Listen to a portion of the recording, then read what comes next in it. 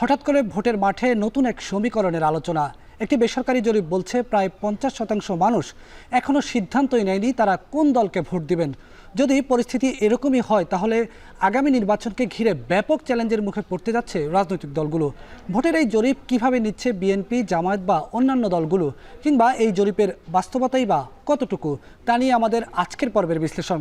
দর্শক, স্বাগত জানাচ্ছি নির্বাচন নিয়ে এখন টেলিভিশনের নিয়মিত আয়োজন ভোটের ট্রেনে। পুরো এই আয়োজন জুড়ে আপনাদের সঙ্গে আছি আমি বেলায়েত হোসাইন। ভোটের ট্রেনের আজকের পর্বে আমাদের সঙ্গে স্টুডিওতে আলোচনা করার জন্য যুক্ত হয়েছেন ভয়েস ফর রিফর্মের সহ আহ্বায়ক ফাহিম মাসরুর, আর আমাদের সঙ্গে অনলাইনে যুক্ত হবেন বিএনপি চেয়ারপারসনের উপদেষ্টা মোয়াজ্জেম হোসেন আলাল। একই সঙ্গে আমাদের সঙ্গে আরও যুক্ত হচ্ছেন, একটু পরেই যুক্ত হবেন জামায়াত ইসলামের সহকারী সেক্রেটারি জেনারেল হামিদুর রহমান আজাদ। আমরা আলোচনা করব, তবে তার আগে যেই জরিপটি নিয়ে আমরা আজকে কথা বলবো সেই জরিপ একটু দেখে নিতে চাই। বেশ কয়েকটি জরিপের ফলাফলই আমরা দেখব। শুরুতে আমি প্রথমের যে ফলাফল সেটি দেখে নিতে চাই। আসলে আগামী নির্বাচনে কে কোন দল কোন দলকে কতগুলো ভোট দিবেন ভোটাররা, এই বিষয়ে আমি একটু জরিপ দেখে নিচ্ছি। সেখানে বিএনপির যে জরিপ গত 8 মাস আগেও এই জরিপটি হয়েছে, বর্তমান জরিপের পার্থক্যটা আমি একটু তুলনা করছি। 8 মাস আগে বিএনপির যেখানে ভোটের শতাংশের হার ছিল 16.30%, সেটি বর্তমান জরিপে অর্থাৎ এখন সেটি নেমে এসেছে 12%। আর জামাত 8 মাস আগে জামাতকে মানুষ বলেছে 11.30% মানুষ ভোট দেবে, সেটি এখন নেমে এসেছে 10.40%। এনসিপিকে 8 মাস আগে বলেছিল মানুষ 2% মানুষ ভোট দিবে, এখন সেটা নেমে এসেছে এখন সেটা উঠে এসেছে 2.80%। আর আওয়ামী লীগকে গত 8 মাস আগে 8.9% মানুষ ভোট দেওয়ার কথা ছিল, সেটি এখন নেমে এসেছে 7.30%। জাতীয় পার্টির ভোটের হার যদি আমরা বলি, এটি বর্তমান জরিপে এটি 0.7% এবং 8 মাস আগে ছিল 0.3%। আর অন্যান্য ইসলামী দলগুলোর ভোটের হার ছিল 2.60%, এখন এটা নেমে এসেছে 0.7%। এই জরিপটি নিয়ে আমরা কথা বলবো। আমরা আমাদের যে আজকে দুজন অতিথি আছেন তাদের সঙ্গে কথা বলবো। প্রথমত আমি এই জরিপ যারা করেছেন তার সঙ্গে আলোচনায় যাব। তবে আরও একটি ফলাফল আমি দেখছি যে যেটি আসলে মূল আলোচনার বিষয়, যে কাকে ভোট দিবে মানুষ, এই সিদ্ধান্তই নেয়নি 48.50% মানুষ, যেটি 8 মাস আগে ছিল 38% মানুষ। অর্থাৎ এই মানুষের যে সিদ্ধান্তহীনতা সেটিও বেড়ে গিয়েছে। আমি শুরুতে একটু ফাহিম মাসরুর আপনার কাছে যেতে চাই। এই জরিপ যে আপনারা করেছেন এটা কিসের ভিত্তিতে করেছেন এবং এই জরিপের ফলাফলের বাস্তবতা আসলে কতটুকু? আচ্ছা, প্রথমেই বলে নেওয়া উচিত দ্যাট আমরা ভয়েস ফর রিফর্ম যে রিপ্রেজেন্ট করছি, আমরা সরাসরি জরিপটি করিনি। জরিপটি করেছে বিআইজিটি, ব্র্যাক ইউনিভার্সিটির একটা সহযোগী প্রতিষ্ঠান, BRAC institute of governance and development. তো ওনারাই জরিপটা পরিচালনা করেছে। আমরা আমাদের পক্ষ থেকে জরিপটাকে জনগণের মাঝে ছড়িয়ে দেওয়া এবং কমিউনিকেট করার জন্য ওনাদেরকে হেল্প করেছি। জরিপের ডিজাইনের ক্ষেত্রে আমরা হেল্প করেছিলাম। তো বেসিক্যালি এই জরিপটার যে পদ্ধতি, এটা নিয়ে অনেকেরই হয়তো একটু কনফিউশন আছে। প্রথমত এই জরিপটা কিন্তু একেবারেই টেলিফোন জরিপ। টেলিফোনে যারা পার্টিসিপেট করেছে তাদেরকে ফোন করা হয়েছিল এবং বিভিন্ন প্রশ্ন উত্তর দেওয়া হয়েছিল, এবং আপনি যেটা বললেন যে কাকে ভোট দিবে সেটা তারা ওখান থেকেই বলেছেন। এবং এর সাথে আরও অনেক প্রশ্ন ছিল, সংস্কার, অন্তর্বর্তীকালীন সরকারের পারফরমেন্স এবং অন্যান্য ব্যাপারেও। তো এইখানে যেটা লক্ষণীয় সেটা হচ্ছে অন্যান্য জরিপের সাথে এটা পার্থক্য সেটা হচ্ছে যেই 10,000-এর মতো লোককে টার্গেট করা হয়েছিল, এদেরকে কিন্তু যেটা আপনি বললেন গত অক্টোবরে, আজ থেকে প্রায় 9 মাস আগে, সেম অডিয়েন্সটাকেই কিন্তু আবার ফোন করা হয়েছে। তো সেটা কিন্তু সবচেয়ে ইম্পর্টেন্ট ব্যাপার, যে একই অডিয়েন্সকে গত 9 মাস আগে এই সেম প্রশ্নগুলি করা হয়েছিল এবং তাদেরকে এখন সেম প্রশ্ন করা হয়েছে, এবং সেখান থেকে একটা তাদের পার্থক্যটা মানে বোঝা যাচ্ছে যে তারা আগে কি বলেছিল এবং এখন কি বলছে দলগুলোর। তার আগে বলি যে আপনি যেহেতু বললেন প্রায় 50% সিদ্ধান্ত নেয়নি, এর সাথে কিন্তু আরেকটা ব্যাপার আছে। আরও প্রায় 13-14% কিন্তু বলেছে যে তারা সিদ্ধান্ত নিয়েছে কিন্তু তারা বলতে চাচ্ছে না। তো সেই অর্থে প্রায় 60%-এরও বেশি কিন্তু আসলে যারা পার্টিসিপেট করেছে তাদের মধ্যে কিন্তু 60%-এর বেশি এখনও বলতে চায়নি যে তারা কোন দলকে ভোট দিবে। অতএব 40%-এর মতো একটা অংশ তারা বলেছে কোন দলকে তারা ভোট দিবে। সেই ক্ষেত্রে আপনি যেই প্রেজেন্টেশনটা দিলেন সেখানে আসলে সেই 40%-এর মধ্যেই কিন্তু আমরা দেখছি যে সেই ব্যাপারটা তারা এখানে বলেছে। তো এখানে একটা জিনিস উল্লেখ্য যে যেটা আপনিও বললেন যে আমি আপনার কাছে ফিরবো আলোচনায়। আমি একটু বিএনপি চেয়ারপারসনের উপদেষ্টা অ্যাডভোকেট শাহ মোয়াজ্জেম হোসেন আলাল ভাইয়ের কাছে যেতে চাই। আলাল ভাই, জরিপের কথা আপনি শুনলেন, পত্রপত্রিকায় মনে হয় এর মধ্যে পড়েছেন। জরিপের ফলাফল বলছে বিএনপির ভোট গত 8 মাস আগে 16% মানুষ বলেছে বিএনপিকে ভোট দিবে, এখন সেটা 12%-তে নেমে এসেছে। এই যে বিএনপির, তাদের মতে বিএনপির ভোট কমে যাচ্ছে, আপনি এটাকে কিভাবে দেখছেন, এই জরিপটা কি? আপনাকে ধন্যবাদ।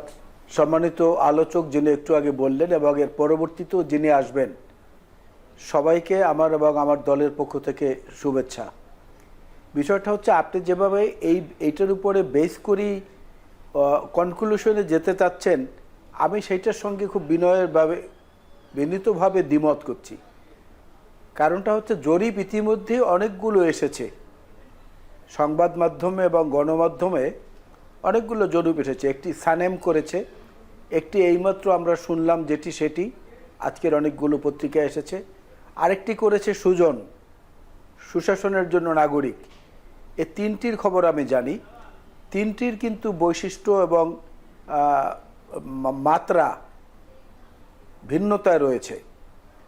আর এই জরিপের উপরে নির্ভর করে যদি আপনি আলোচনা করতে চান, তাহলে আমি বলবো যে তিনটি জরিপ মাঠে এসেছে, তিনটি জরিপের তিনটি বৈশিষ্ট্য রয়েছে। সেই বৈশিষ্ট্যগুলোকে আলাদা আলাদা করে দেখলে আপনি তালগোল পাকিয়ে ফেলবেন। তবে একটা জিনিস আমি বলতে চাই, যে আমরা নিজেরাও অনুভব করছি যে হ্যাঁ, আগামী নির্বাচনটি সঠিক সময়ে অনুষ্ঠিত হলে, ইতিমধ্যে যে তারিখ ঘোষিত হয়েছে তখন, তাহলে নির্বাচনটি হবে ইতিহাসে বিএনপির জন্য সবচেয়ে কঠিন নির্বাচন। এ কথাটা কিন্তু আমাদের ভারপ্রাপ্ত চেয়ারম্যান সাহেব বারবার করে বলছেন। এবং আপনারা জানেন যে ইতিমধ্যেই বেশ কিছু গণবিরোধী কর্মকাণ্ডের জন্যে আমরা আমাদের কয়েক হাজার নেতাকর্মীর বিরুদ্ধে ব্যবস্থা নিয়েছি, বহিষ্কার করেছি, আইনশৃঙ্খলা বাহিনীর হাতে তুলে দিয়েছি। যৌথ বাহিনীর অভিযানে একজন নিহত হয়েছে, অনেককে আমরা নিজেরা ধরে পুলিশে দিয়েছি এবং তাদেরকে কাউন্সেলিং করা হচ্ছে নিয়মিত, যাতে এই ধরনের কাজের পুনরাবৃত্তি না ঘটে।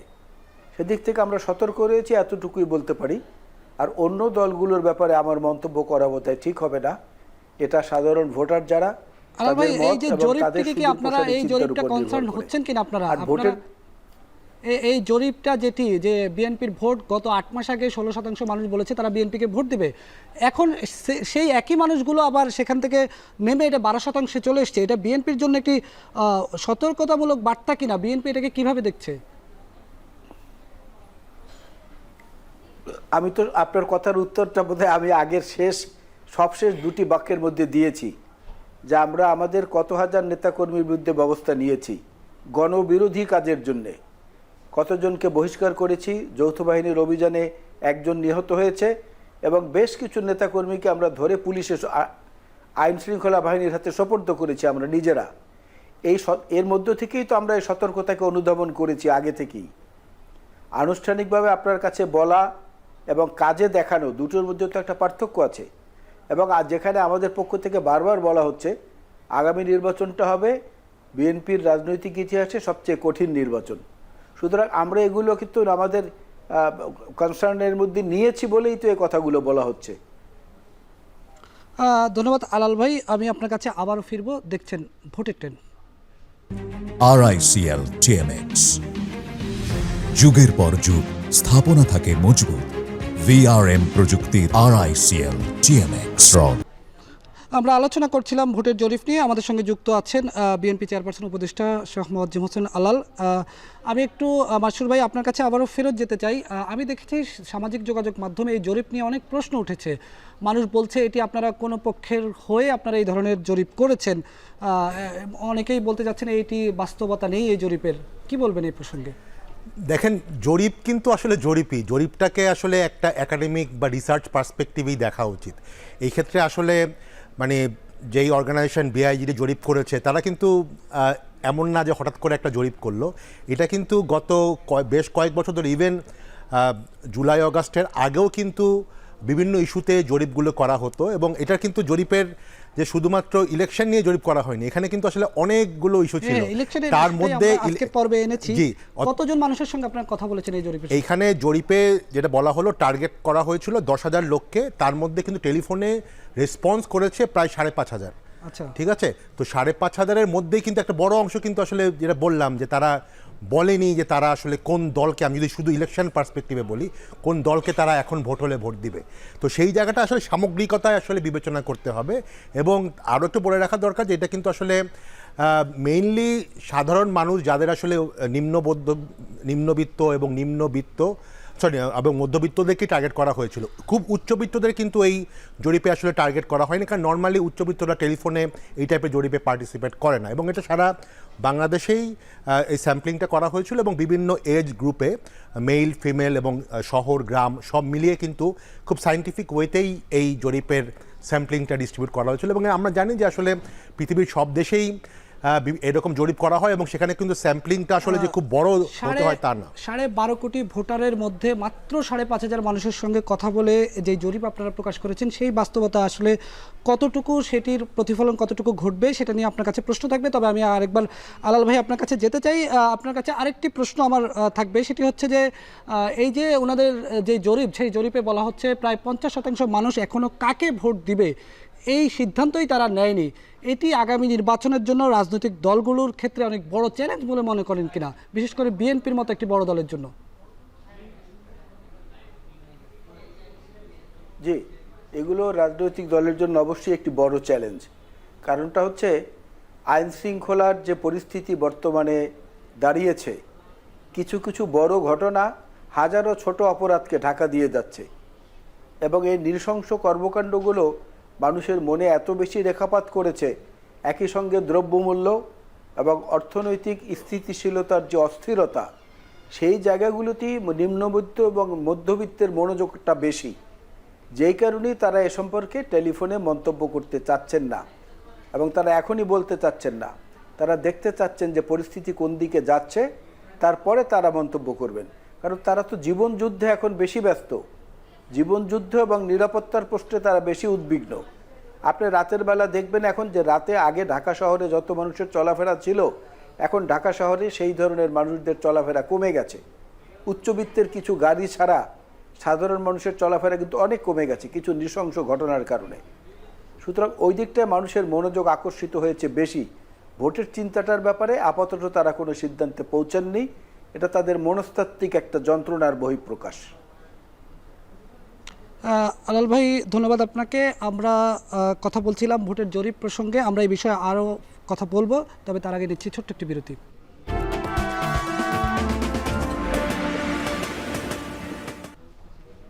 স্বাগত আরেকবার, দেখছেন ভোটের ট্রেন্ড। আমরা আলোচনায় ছিলাম ভোটের জরিপ নিয়ে। আমাদের সঙ্গে এরই মধ্যে যুক্ত হয়ে গেছেন বাংলাদেশ জামায়াতে ইসলামীর সহকারী সেক্রেটারি জেনারেল হামিদুর রহমান আজাদ। আমাদের সঙ্গে যুক্ত আছেন বিএনপি চেয়ারপারসন উপদেষ্টা শাহ মোয়াজ্জেম হোসেন আলাল, এবং একই সঙ্গে স্টুডিওতে আছেন মাসরুর ভাই। আমরা অতিথিদের সঙ্গে আলাপ করব, তবে আজকে আমরা যেই ভোটের জরিপ নিয়ে কথা বলছি, এই জরিপ নিয়ে আমরা প্রান্তিক মানুষের সঙ্গেও কথা বলার চেষ্টা করেছি। প্রান্তিক মানুষরা আসলে এই জরিপকে কিভাবে দেখছেন, সিরাজগঞ্জ থেকে আমাদের সহকর্মী রিফাত রহমান তিনি প্রান্তিক মানুষের ভাবনা আমাদেরকে জানাবেন। নির্বাচন মানে নানান হিসেব নিকেশ। ভোটের মাঠে কোন রাজনৈতিক দল এগিয়ে থাকবে, কেমন প্রার্থী বা বেছে নেবে ভোটাররা, সেই হিসেব করছেন রাজনৈতিক দলগুলোর পাশাপাশি সাধারণ ভোটাররাও। তবে সম্প্রতি প্রকাশ পাওয়া বিআইজিডি জরিপ বলছে 48% মানুষ সিদ্ধান্ত নেননি কাকে ভোট দেবেন। সিরাজগঞ্জের প্রান্তিক মানুষ এই জরিপকে কিভাবে দেখছেন, কি ভাবছেন নির্বাচন নিয়ে, শুনবো সেই ভাবনা। গত 17 বছর কোনো সুষ্ঠু নিরপেক্ষ নির্বাচন হয়নি, এবং বিভিন্ন রাজনৈতিক দলগুলো খুন গুমের শিকার হয়েছে শুধুমাত্র একটি সঠিক নির্বাচন বা সুষ্ঠু নির্বাচন চাওয়ার কারণেই। আমরা চাই 2026 ফেব্রুয়ারিতে নির্বাচনের যে ডেট দেওয়া হয়েছে, আমরা চাই একটি সঠিক নির্বাচন হোক। তরুণ ভোটাররাও চায় যে একটি সুষ্ঠু নির্বাচনের মাধ্যমে আমরা আমাদের দেশের নেতৃত্ব কাদের হাতে দিতে চাই সেটা আমরা নির্ধারণ করতে। আমরা চাই না যে এখানে কোনো প্রকার অনিয়ম, কারচুপি এবং কেন্দ্র দখলের মতো ঘটনা ঘটুক। আগামী নির্বাচনে যদি সব দল স্বতঃস্ফূর্তভাবে অংশগ্রহণ করে, তাহলে সাধারণ মানুষ যদি এই ভোট কেন্দ্রে স্বাভাবিক পরিবেশ পায়, তাহলে আমার ধারণা যে সব মানুষই ভোট দিতে যাবে। সাধারণ মানুষ আমরা ভোট দেব আমাদের পছন্দসই প্রার্থী বা দল নির্বাচিত হবে এবং নির্বাচনের প্রতিশ্রুতি বাস্তবায়ন করবে। সরকারের তরফ থেকে ঘোষণা দেওয়া হয়েছে যে ফেব্রুয়ারিতে ইলেকশন হবে, কিন্তু তারপরেও মানুষের মধ্যে নানান সংশয় রয়েছে। তারা বলছে যে আসলে আদৌ ভোট হবে কিনা। এই সমস্ত কারণে আর এদিকে যে নানা জরিপ চলছে যে 48% মানুষ ভোট দেবে না বা এখনো সিদ্ধান্ত নেয়নি, এই বিষয়গুলো হয়েছে অন্য একটা কারণে, কারণ ওই অবিশ্বাস থেকে। একটা সুন্দর নির্বাচন অংশগ্রহণ করার জন্য, আমাদের ভোট প্রয়োগ করার জন্য আমরা মানসিকভাবে প্রস্তুত। সরকার এটা সুন্দরভাবে আয়োজন করলে ভোট কেন্দ্রের নিরাপত্তা এবং সকলের অংশগ্রহণের সুন্দর পরিবেশ সৃষ্টি করলে আমি আশা করি বা আমি মনে করি দেশের আপামর জনসাধারণ যারা ভোটার তারা ভোট কেন্দ্রে যাবে এবং ভোট দিবে। ফেব্রুয়ারিতে নির্বাচন ঘোষণা করার পরেও তারপরেও কিন্তু মানুষের ভিতরে তেমন একটা সাড়া নাই, কারণ তারা মনে করছে যে নির্বাচনটা হবে কি হবে না, এরকম একটা দ্বিধাদ্বন্দ্বের ভিতর রয়েছে। কারণ রাজনৈতিক দলগুলো এখনো পর্যন্ত ঐক্যমত্যে পৌঁছাতে পারে নাই। সাম্প্রতিক সময়ে নির্বাচন নিয়ে সাধারণ মানুষের কিছুটা সংশয় থাকলেও তারা চাচ্ছেন সকল দলের অংশগ্রহণমূলক একটি সুন্দর নির্বাচন। আমরা শুনলাম এতক্ষণ প্রান্তিক মানুষের কথা, এই জরিপ নিয়ে তারা কি ভাবছেন এবং আগামী নির্বাচন নিয়ে তারা কি ভাবছেন, তাদের কথাগুলো আমরা দেখছিলাম, শুনছিলাম। আমরা একটু জামাত ইসলামের সহকারী সেক্রেটারি জেনারেল হামিদুর রহমান আজাদ, আপনার কাছে একটু চলে যেতে চাই। আপনি নিশ্চয়ই একটি জরিপ দেখেছেন, যেই জরিপে গত 8 মাস আগে বলা হয়েছিল 11.3% মানুষ জামাতকে ভোট দিতে চায়, সেটি এখন 0.9 কমে জামাতের 10.4% নেমে গিয়েছে। অর্থাৎ জামাতের ভোটও এই জরিপের ফলাফল অনুযায়ী কিছুটা নিম্নমুখী। এটিকে আপনি কিভাবে দেখছেন? জামাতের পক্ষ থেকে এর মূল্যায়ন কি? জি, ধন্যবাদ দর্শক শ্রোতা এবং এখন টেলিভিশন, আজকের গেস্ট আমাদের আলাল ভাই সহ আরও যারা আছেন, সম্মানিত দেশবাসী, আসসালামু আলাইকুম। আসলে আপনাদের যে ফিল্ড লেভেলের রিপোর্টটা আমি শুনতে পাইনি, যান্ত্রিক ত্রুটি হইতে পারে, এই সম্পর্কে তো আমার অভিমত দেওয়ার সুযোগ নাই। তো যে প্রশ্নটা করেছেন জরিপের উপর, তো এই জরিপের মধ্যে যেটা বলা হয়েছে সেখানে বিএনপির ভোট পার্সেন্টেজ কত, সেখানে মনে হয় 12 দেখানো হয়েছে, জামাতেরটা 10 দেখানো হয়েছে, অন্যান্য দল এভাবে একটা পার্সেন্টেজ আছে। কিন্তু এখানে টোটাল জরিপের মধ্যে যেটা আমাদের দৃষ্টি দেওয়ার বিষয়, সেটা হচ্ছে 48% মানুষ কোনো মত দেন নাই, আবার 14% মানুষ এখনো সিদ্ধান্ত নেন নাই কাকে ভোট দেবে। তাহলে 62% মানুষের মতামত এই জরিপের মধ্যে প্রতিফলিত হয়নি। আর নিম্নমুখী যেটা বলা হচ্ছে, এটা আসলে ওনারা তথ্যগুলোর সোর্সগুলো কিন্তু সে বলেন নাই, যে কারণে এখানে আমাদের নিজেদেরও পরীক্ষা নিরীক্ষার বিষয় আছে। এরপরে আমরা খোঁজখবর নিচ্ছি, এই তথ্যটা ভেরিফাই করছি আসলে কীভাবে হচ্ছে। কারণ হচ্ছে তথ্যের সাথে বা জরিপের রিপোর্টের সাথে আমাদের মাঠের তথ্য কিন্তু মিল নেই হচ্ছে এই কারণে আমরাও কিন্তু নিজস্ব ওয়েতে জরিপ করি থাকি, সেই জায়গায় আমরা ইনক্রিজিং দেখতে পাচ্ছি। তাহলে এনিওয়ান একটা কোথাও পার্থক্যের জায়গাটা, মিলের জায়গাটা এখানে পরিলক্ষিত হয়েছে।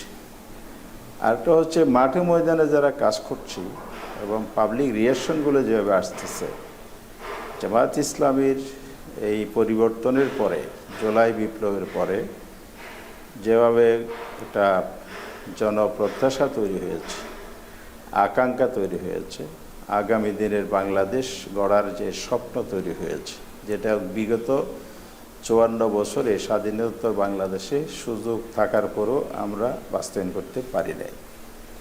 এখন আকাঙ্ক্ষার জায়গাটা হচ্ছে আমরা দ্বিতীয়বার সুযোগ পেয়েছি, এই সুযোগ আর হাতছাড়া করতে চাই না, এটাকে আমরা কাজে লাগাতে চাই। অর্থাৎ এই জরিপকে নিয়ে আপনারাও একটু সতর্কতামূলক জায়গায় আছেন, জনগণের এই রায়কে আপনারাও খুব কনসার্নের সঙ্গে দেখছেন। আমি আপনার কাছে আবারও আসবো, আলাল ভাইয়ের কাছে যাব, তবে তার আগে আমি জরিপের আরেকটি ফলাফল দেখব যেখানে নির্বাচন এবং সংস্কারের প্রশ্নে মত দিয়েছেন সাধারণ মানুষ, সেটি একটু দেখে নিতে চাই আমরা। সেই ফলাফল যদি দেখি যে কত শতাংশ মানুষ তারা নির্বাচনের আগে সংস্কার চায়, অর্থাৎ ভালোভাবে সংস্কার করে নির্বাচন চান 51% মানুষ, কিছু জরুরি সংস্কার করে নির্বাচন চায় 17% মানুষ, সংস্কার একেবারে বাদ দিয়ে নির্বাচন চান 14% মানুষ, সংস্কার সম্পর্কে কোনো ধারণা নেই 13% মানুষের। আমরা এ বিষয়ে কথা বলবো। একটু আলাল ভাইয়ের কাছে আমি প্রশ্ন রাখতে চাই যে আসলে এই যে 51% মানুষ সংস্কার করে নির্বাচন চায়, বিএনপির পক্ষ থেকে নানাভাবেই বিএনপির প্রতি একটা অভিযোগ, আসলে সংস্কারের প্রশ্নে বিএনপি একটু ধীর গতিতে হয়তো চাচ্ছে বা বিএনপি সংস্কারের প্রশ্নে কিছুটা ডিমেতালে চাচ্ছে। এই বিষয়টাকে কি বলবেন? 51% মানুষ যে বলছে তারা ভালোভাবে সংস্কার করেই নির্বাচনটা চায়। ধন্যবাদ আপনাকে। সংস্কার হচ্ছে একটা অন্তহীন প্রক্রিয়া। পৃথিবী যতদিন থাকবে ততদিনই কোনো না কোনো সংস্কারের প্রয়োজনীয়তা দেখা দিবে। ভালো, তুলনামূলক ভালো, সর্বোচ্চ ভালো, এই যে তিনটি ধাপ, এই তিনটি ধাপ তো পৃথিবী সৃষ্টি থেকে আজ অবধি বহমান আছে, ভবিষ্যতেও থাকবে।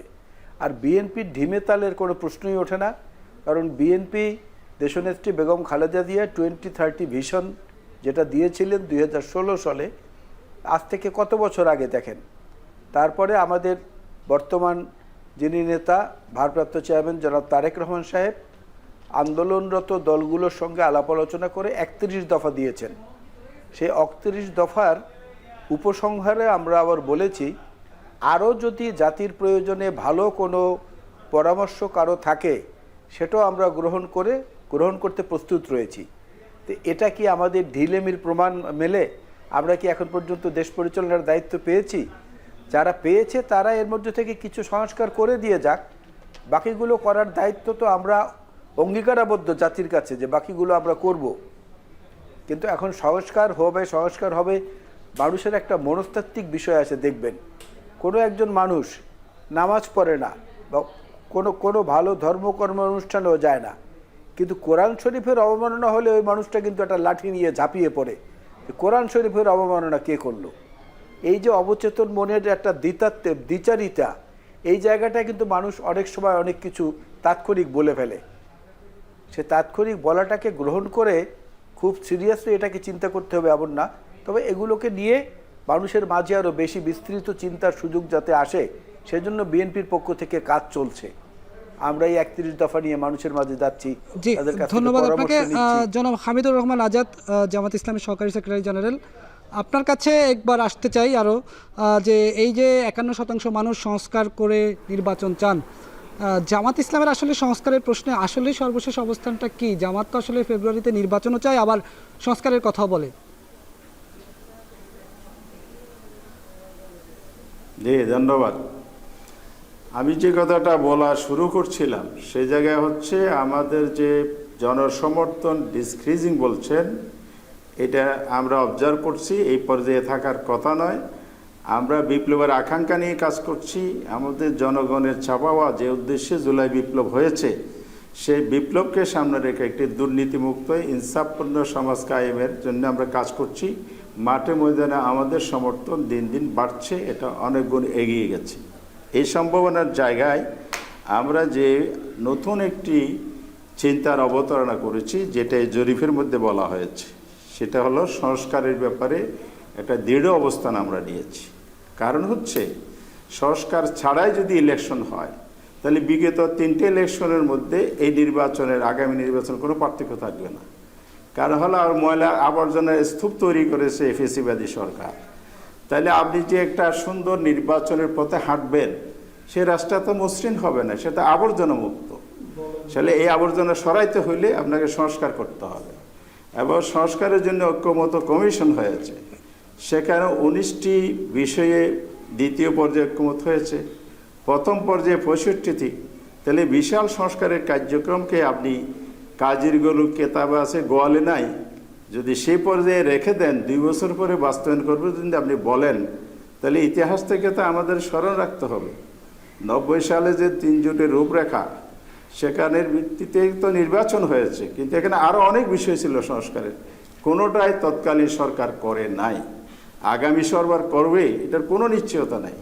সুতরাং একটা কাগজি সংস্কার হবে, বাস্তবায়নের যদি প্রক্রিয়া নির্ধারণ করে আইনি ভিত্তি রচনা করা না যায় এবং তার ভিত্তিতে যদি ইলেকশন না হয়, তাহলে ইলেকশন সুষ্ঠু হবে না, লেভেল প্লেয়িং হবে না, এবং আইনশৃঙ্খলা পরিস্থিতির যে দুর্দশা, সেই জায়গায় যে আমরা একটা সুন্দর ধন্যবাদ। নির্বাচন অর্থাৎ চাই, আপনি সেই 51% মানুষের পক্ষে অবস্থান নিচ্ছেন যে যেটি ভালোভাবে সংস্কার করে নির্বাচন করার বিষয়ে। আমি মাসুর ভাই আপনার কাছে শেষবারের মতো একটু যেতে চাই, যেটি হচ্ছে জরিপের ফলাফল নিয়ে কথা বলছিলাম, যে যেখানে আমি একটি প্রশ্ন রেখে চলে গিয়েছিলাম, যেটি হচ্ছে 12.5 কোটি ভোটারের মধ্যে মাত্র 5,500 মানুষের সঙ্গে কথা বলে যেই জরিপ আপনারা প্রকাশ করেছেন, সেই জরিপকে কেন মানুষ বিশ্বাস করবে?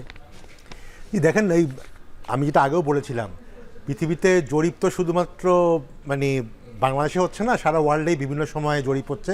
শুধু ইলেকশন বিষয় না, অন্য অন্য বিষয় ইলেকশন হয়, এবং সবখানেই দেখবেন ইভেন আমেরিকার মতো কান্ট্রি, যেটা বাংলাদেশের প্রায় 3 গুণ বা প্রায় 2-2.5 গুণ জনগোষ্ঠী, সেখানেও যেই জরিপগুলো হয় সেখানেও কিন্তু 3 থেকে 4-5 হাজারের মধ্যেই স্যাম্পল সাইজ থাকে। সমস্যা হচ্ছে, ব্যাপারটা হচ্ছে যে স্যাম্পলটা কিভাবে নেওয়া হচ্ছে। স্যাম্পলটা যদি সায়েন্টিফিক্যালি নেওয়া হয় তাহলে কিন্তু আসলে এই মানে এটা কয়েক লাখ লোকের স্যাম্পল হওয়ার দরকার নাই।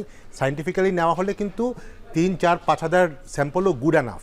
তো সেই ক্ষেত্রে আমরা কনফিডেন্ট দ্যাট এই ক্ষেত্রে স্যাম্পলিংটা যা সায়েন্টিফিক ওয়েতেই আসলে করা হয়েছিল। আমি যদি একটু জাস্ট শুধু আপনার ওখানে বলি, মানে যেহেতু আলোচনা হচ্ছে অ্যানালাইসিসগুলো নিয়ে, দেখেন এইবারে কিন্তু যেটা আমরা সবাই বললাম যে অনেক বড় একটা অংশ কিন্তু আসলে এখনও ডিসাইড করেনি বা তারা বলছে, তারা বলতে চাচ্ছে না। কিন্তু যদি আমরা যদি অক্টোবরের সাথে কম্পেয়ার করি, অক্টোবরে যদি আমরা শুধুমাত্র দেখি যে কারা কারা যারা ভোট বলেছিল যে কোনো পার্টিকে দিবে এবং সেটা প্রকাশ করেছিল, তার মধ্যে কিন্তু বিএনপির ছিল 34.2% ওই সময় অক্টোবরে, এবং এখন সেটা 34%। অতএব বিএনপির কিন্তু আসলে যারা বলেছে ভোট দিবে সেটা কিন্তু আসলে খুব একটা কমেনি, হ্যাঁ 1%-এর কম কমেছে। কিন্তু জামাতের ক্ষেত্রে আগে যারা বলেছিল তাদের মধ্যে 23% ছিল বলেছিল জামাতকে ভোট দিবে, এখন সেটা প্রায় 30%, 29 পয়েন্ট সামথিং।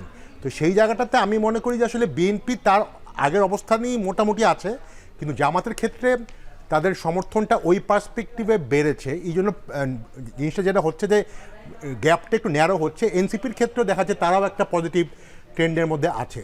তো আমার কাছে মনে হয় যে এই জরিপের নাম্বারগুলো আসলে বিভিন্নভাবে অ্যানালাইসিস করা যায়, বাট এইটা নিয়ে আমি আশান্বিত যে বিএনপি এবং জামাতের যে যারা শীর্ষ নেতৃস্থানীয় যারা এখানে আছেন, তারা কিন্তু দুজনেই তারা বলছেন যে তারা এটাকে খুব গভীরভাবে পর্যবেক্ষণ করছে, এবং এখান থেকে যেই লার্নিংগুলো ওনাদের নেওয়ার কথা, এবং তারা খুবই এটাকে পজিটিভলি নিচ্ছে। এই কালচারটা কিন্তু আমাদের ইম্পর্টেন্ট, কারণ এই জরিপগুলো আসলে যত না বেশি আমরা মিডিয়াতে কথা বলি বা আমরা অ্যানালাইসিস করি, তার থেকে বেশি অ্যানালাইসিস করার দরকার কিন্তু রাজনৈতিক দলগুলো নিজেদের ভালোর জন্য, নিজেদেরকে আরও বেশি জনসম্পৃক্ততা তৈরি করার জন্য। আমি অত্যন্ত আশাবাদী যে ওনারা এই ব্যাপারটাকে খুব পজিটিভলি নিচ্ছে এবং এটার উপরে ওনারা কাজ করছে। ধন্যবাদ মাসুর ভাই আপনাকে আমাদের সঙ্গে যোগ দেওয়ার জন্য, আপনার জরিপ নিয়ে আলোচনা করার জন্য। আমাদের সঙ্গে দুজন অতিথি আছে, আমরা তাদেরকে যুক্ত রাখবো, তাদের সঙ্গে আলোচনা করব। দর্শক, এই পর্বে আমরা আরেকটি বিরতি নিচ্ছি, বিরতির পর ফিরে এসে আমরা আবারও যুক্ত হব ভোটের ট্রেনে।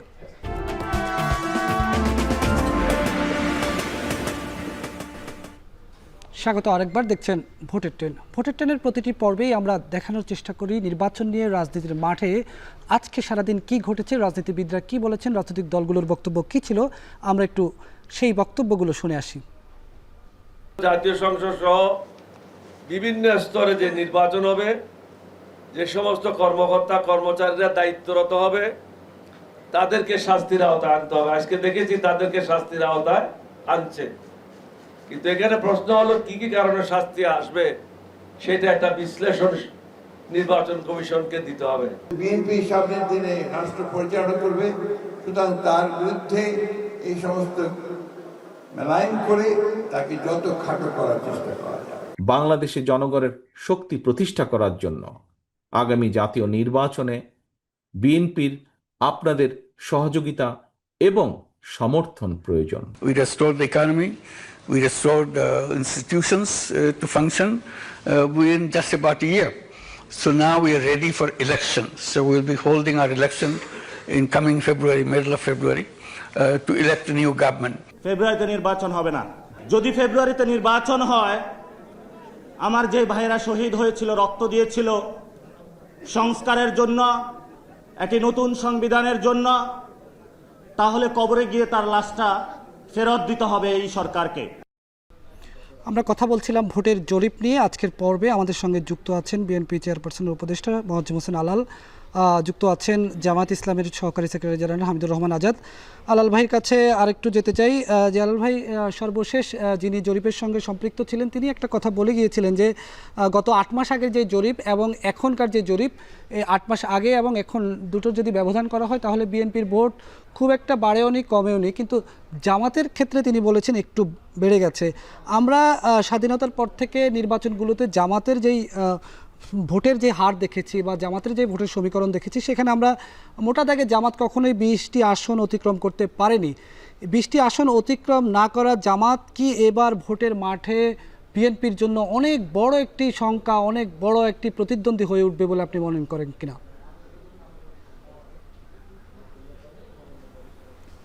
আপনাকে ধন্যবাদ। আমরা প্রত্যেকটি রাজনৈতিক দলকেই নির্বাচনী মাঠে আমাদের শক্ত প্রতিদ্বন্দ্বী বলে মনে করি, কাউকেই খাটো করে দেখার কোনো সুযোগ নেই।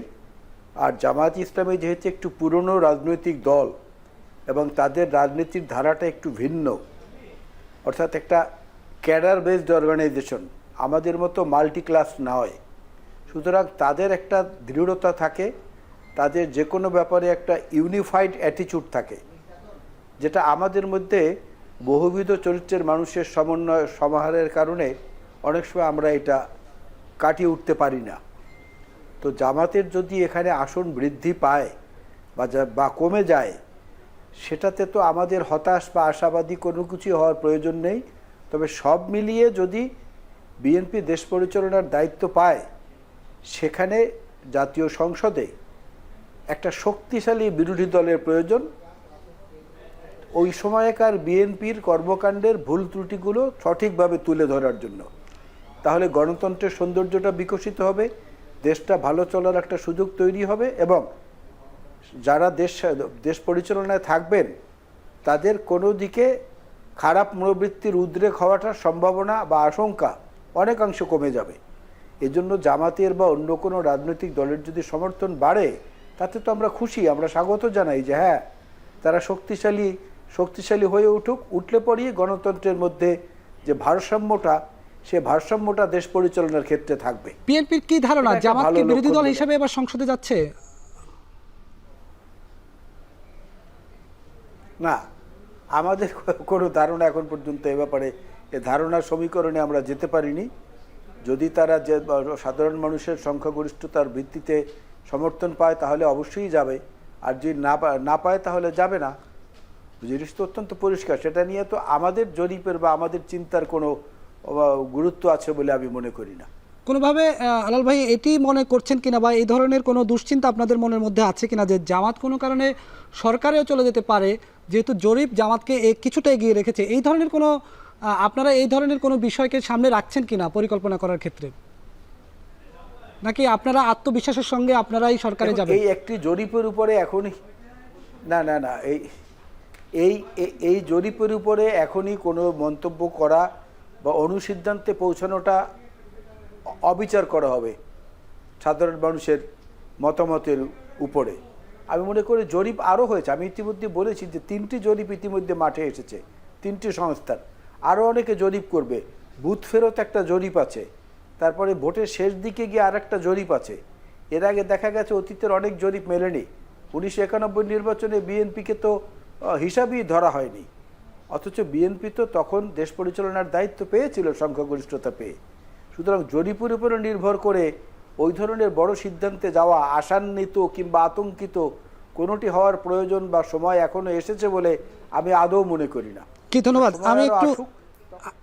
আমি একটু জামাত ইসলামের সহকারী সেক্রেটারি জেনারেল হামিদুর রহমান আজাদ আপনার কাছে যাচ্ছি। কি মনে হয়, আপনারা যে জরিপ আমরা দেখলাম, আপনারা কি আসলে এবার বিরোধী দলে যাচ্ছেন নাকি আপনারা সরকার গঠন করে ফেলতে পারেন? আপনাদের আসলে আত্মবিশ্বাসের জায়গাটা কি?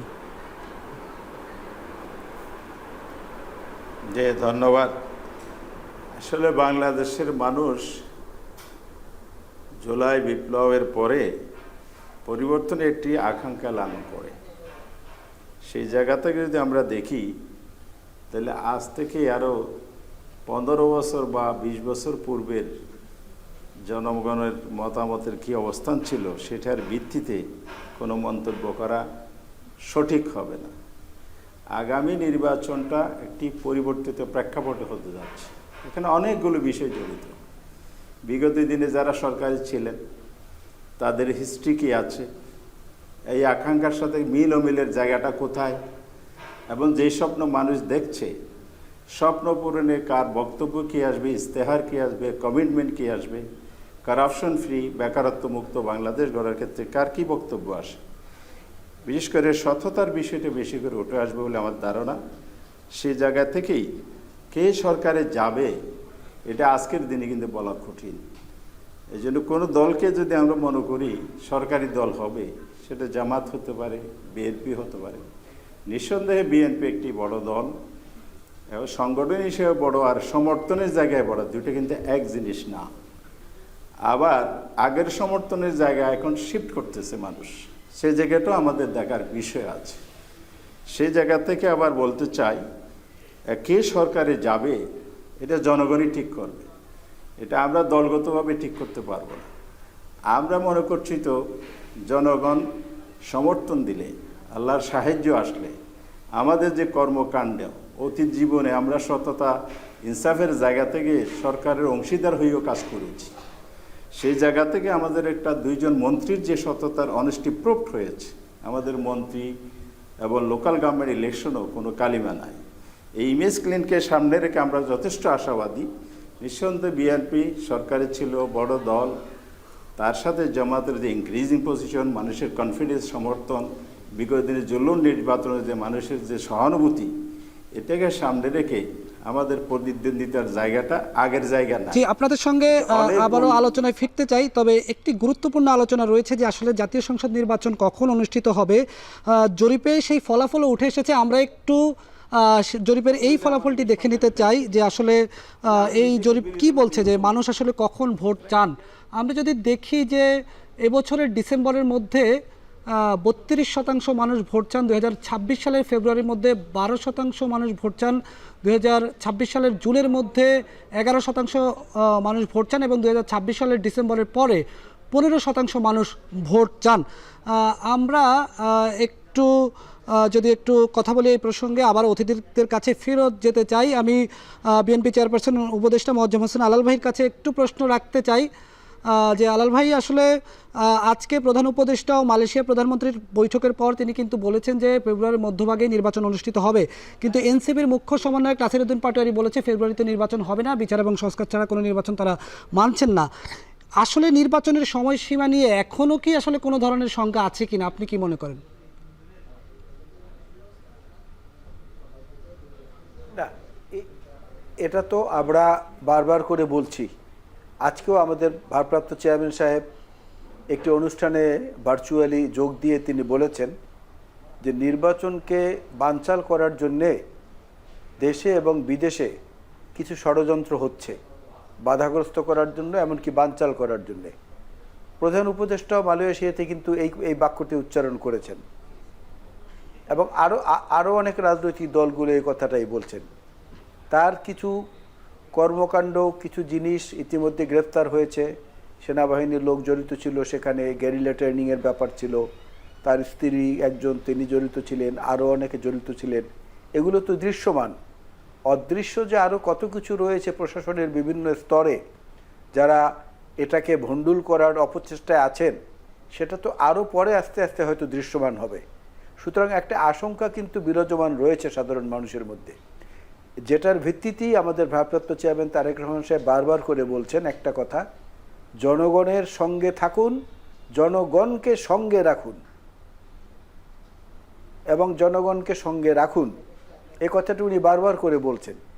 সেদিক থেকে আমরা মনে করি যে একটা শঙ্কা, যেহেতু প্রধান উপদেষ্টাও বলছেন, অনেক উপদেষ্টারাও বলছেন, এবং কিছু ঘটনা ইতিমধ্যেই দৃশ্যমান হয়েছে, সব কিছুর ভিত্তিতে একটা আশঙ্কা কিন্তু থেকেই যায় যে নির্বাচনটি আসলেই কি ওই সময় অনুষ্ঠিত হবে, নাকি এটা আবার বাধাগ্রস্ত হওয়ার কোনো সম্ভাবনা আছে। ঠিক, ধন্যবাদ আলাল ভাই আপনাকে। আমি জামাত ইসলামের সহকারী সেক্রেটারি জেনারেল হামিদুর রহমান আজাদ ভাইয়ের কাছে একটু যেতে চাচ্ছি। সর্বশেষ প্রশ্ন আপনার কাছে, সেটি হচ্ছে বিএনপি বলছে নির্বাচন নিয়ে এক ধরনের শঙ্কা কিন্তু এখনও আছে। আলাল ভাই যেটি বললেন, জামাত ইসলাম বলছে যে তারা জুলাই সনদ নিয়ে, পিআর নিয়ে বেশ কিছু বিষয় তারা এখনও দ্বিমত রয়েছে, তারা আন্দোলনে যাবে। নির্বাচনের সময়সীমার বিষয়ে আসলে জামাতের অবস্থানটাই আসলে এই মুহূর্তে কি?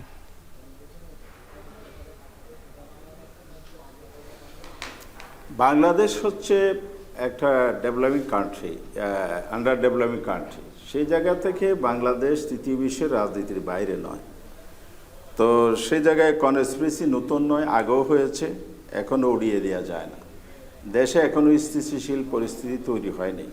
সেই জায়গা থেকে অবশ্যই শঙ্কা করাটাই স্বাভাবিক।